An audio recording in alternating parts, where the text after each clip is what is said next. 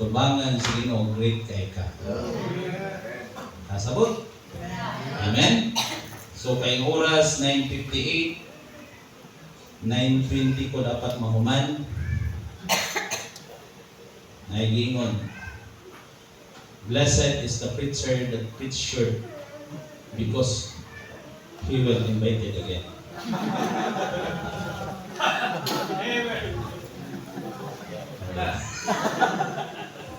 Okay?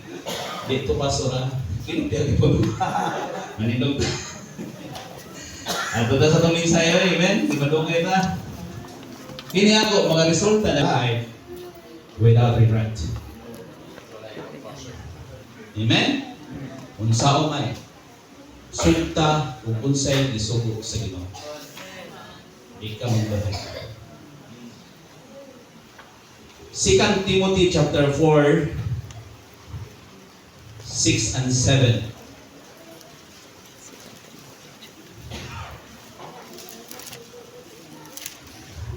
If you find the verse, say amen. Ako lang magbasa, sundan sa inyong mga mata. For I am now ready to be offered, and the time of my departure is at hand. I have fought a good fight. I have finished my course. I have kept the faith. Ang Diyos mag-bless yung pulong. Heavenly Father, Lord, thank you. Imong isugo aron pagsulti mo tungod sa kaluwasan. Salamat ni Ginoong Jesucristo.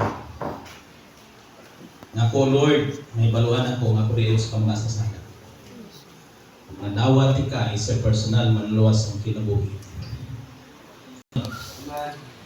So, pasalamat ang naging commission. So, kini nga itong ibasa, usaran ni sa tao nga nisunod sa sugo sa Ginoo. Amen? So, ganina, nagwali, and speak sa about giving. Diyon na, no? Kay, ang example din sa giving, huwag ilain the Lord Jesus Christ. Kitang tanan na karon din sa congregation, mga resulta ta sa giving. Kaya kung wala mo hatag ang Ginoo sa iyang kinabuhi nga rin nato, ambot asa ka. Amen ba? Amen.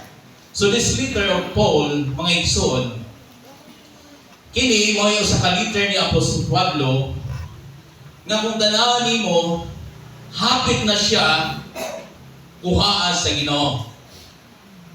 Ang iyang kinabuhi din mga igsoon, kung tanawan nimo, nakahibaw siya nga, for I am ready to be offered. And the time of my departure is at hand. I have fought a good fight. I have finished my course. I have kept the faith.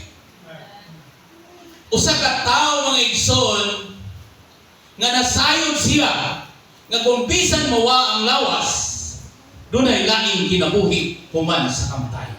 Amen.